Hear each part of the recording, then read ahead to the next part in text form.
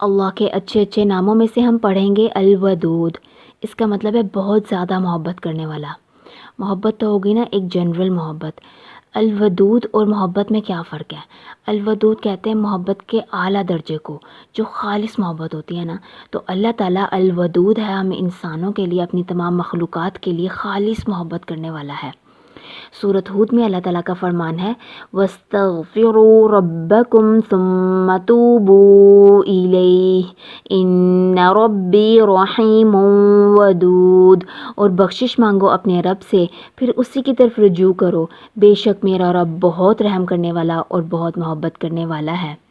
یعنی ہم دیکھیں کہ اس آیت میں 3 باتیں کی گئی ہیں. سب سے پہلے اللہ تعالیٰ نے کہا ہے کہ استغفار کرو، پھر دوسری چیز توبہ کرو. استغفار اور توبہ میں کیا فرق ہے؟ استغفار کہتے ہیں اپنی غلطی پر ندامت ہونا، شرمندہ ہونا اور پھر معافی مانگنا.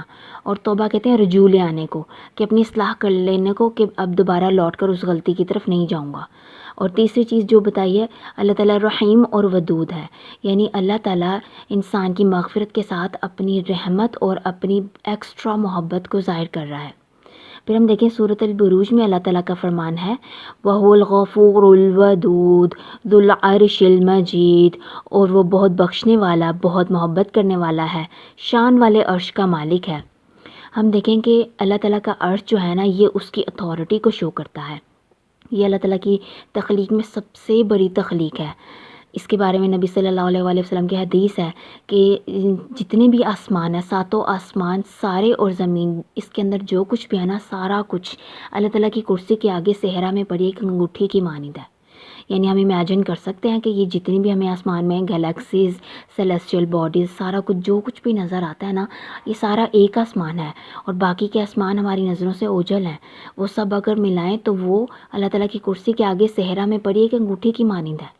اور پھر اللہ تعالیٰ کی کرسی اس کے عرش کے آگے جو ہے صحرا میں پڑی ایک انگوٹھی کی مانند ہے. یعنی اللہ تعالیٰ کے عرش کی شان سمجھ آتی ہے نا، اور اس پر اللہ تعالیٰ موجود ہے. اللہ تعالیٰ اتنی بڑی اتھارٹی ہونے کے بعد پھر بھی ہمیں بتا رہا ہے کہ میں غفور الودود ہوں. یعنی اللہ تعالیٰ اپنی محبت کی صفت کو اپنی بخشش کے ساتھ جو ہے بتا رہا ہے انسان کو. ہم دیکھتے ہیں کہ انسان جو ہے اللہ تعالیٰ کی سب سے اہم مخلوق ہے، جس کو اللہ تعالیٰ نے اپنی عبادت کے لیے پیدا کیا ہے، جو اپنی چوائس سے اللہ تعالیٰ کو چوز کرتا ہے. اللہ تعالیٰ نے انسان کو اختیار دیا ہے. اس کے بارے میں ہم دیکھتے ہیں اللہ تعالیٰ انسان کے ساتھ کیسے ودود ہے. اس کو جاننے کے لیے سب سے پہلے تو ہم دیکھیں گے اللہ تعالیٰ کے جو انسان کے اوپر احسانات ہیں، انعامات ہیں. اللہ تعالیٰ کی محبت کیسے ظاہر ہوگی، یا کسی بھی انسان کی ہم محبت دیکھیں، ہم اس کو تبھی کسی بھی ذات کی محبت کو انالائز کر سکتے ہیں نا، کہ جتنے اس کے ہمارے اوپر احسانات ہوں گے، انعامات ہوں گے، ہم کہیں گے یہ شخص تو بہت محبت کرتا ہے ہم سے.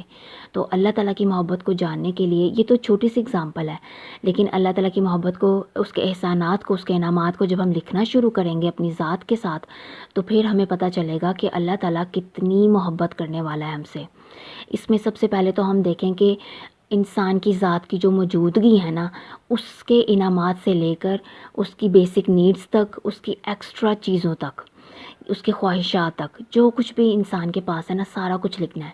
بہت سی چیزیں ٹینجیبل ہیں، بہت سی چیزیں جو ہیں وہ نان ٹینجیبل ہیں. جیسے کہ انسان کی موجودگی کی ریزن کیا ہے؟ پانی، ہوا، مٹی، جس سے انسان کی خوراک ملتی ہے اس کو، پھر سورج کی روشنی، بہت سی چیزیں ایسی ہیں جو انسان کی موجودگی کی وجہ ہیں. پھر انسان کے پاس ہر وہ چیز جس کو وہ اون کرتا ہے، وہ ساری چیزیں کاؤنٹ کریں. پھر جو انسان کی ذات میں اللہ تعالیٰ نے جو اس کو اتنا کچھ دے رکھا ہے، اس کو اتنے ایموشنز دے رکھے ہیں کہ ایک ہی ایموشن میں اس کو نہیں چھوڑ دیا، اس کو اتنے ایموشنز دے رکھے ہیں، اس کے اندر محبت کی صفت پیدا کی ہے، اس کو ٹیلنٹ دیا ہے، علم دیا ہے. یہ سارے انعامات جو ہے نا، ہم جب تک لکھیں گے نہیں ہمیں احساس نہیں ہوگا، کیونکہ شیطان ہے نا، وہ ہمیں بھلا دیتا ہے.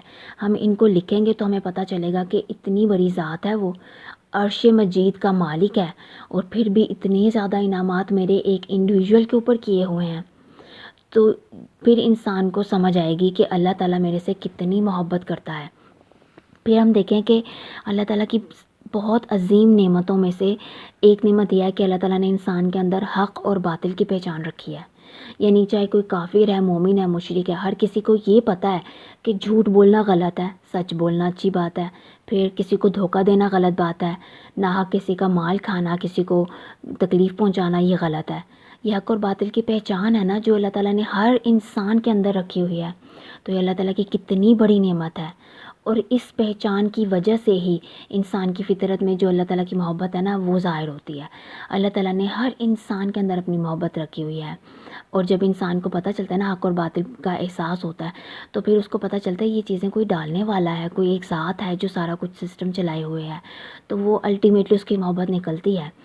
اس بات کو ہم اس طرح سے سمجھ سکتے ہیں کہ ہم نے بہت سے لوگوں کی اسٹوری سنی ہوں گی اپنی لائف میں، یا بہت سے لوگوں کو ہم دیکھا بھی ہوگا، ملے بھی ہوں گے، کہ جن کی لائف ایک دم سے پلٹ جاتی ہے بالکل، کہ وہ دنیا کے لیول پہ ایک پیک پر پہنچے ہوتے ہیں، ان کے پاس فیم بھی ہوتا ہے، دولت بھی ہوتی ہے، ہر چیز ہوتی ہے، پھر بھی وہ ایک دم سے اسلام کی طرف ریورٹ ہو جاتے ہیں، سارا کچھ چھوڑ دیتے ہیں۔ اور جب ان سے پوچھتے ہیں کہ کیا ایسی چیز تھی جس نے آپ کو یہاں تک لے کر آپ تو اتنی سکسیس کی ٹاپ پر تھے، تو وہ پھر بتاتے ہیں کہ کوئی دل میں ایک خالی جگہ تھی، کچھ خالش سی تھی، کچھ رہ گیا تھا، لیکن اب وہ چیز جو ہے نا، وہ خالی چیز جو وہ فل ہو گئی ہے، پور ہو گئی ہے، اور وہ اللہ تعالیٰ کی محبت ہوتی ہے جو اللہ تعالیٰ نے ہر انسان کے اندر رکھی ہوئی ہے۔ لیکن جب انسان کے پاس علم آتا ہے تو پھر اور ساتھ میں جب وہ غور و فکر کرتا ہے تو وہ اس کی فطرت میں سے وہ اس کی محبت جو ہے نا وہ ظاہر ہو جاتی ہے۔ پھر اسی طرح ہم دیکھیں کہ اللہ تعالیٰ کی محبت انسان کے ہر حالات میں اس کے اوپر نظر آتی ہے، مومن کے اوپر خاص کر، جیسے کہ نبی صلی اللہ علیہ وسلم کی حدیث ہے کہ مومن کا معاملہ بھی عجیب ہے کہ جب اسے کوئی تکلیف پہنچتی ہے وہ اس پہ صبر کرتا ہے، اللہ تعالیٰ سے دعا کرتا ہے، تو اللہ تعالیٰ اس کے لیے درجات بلند کرتا ہے۔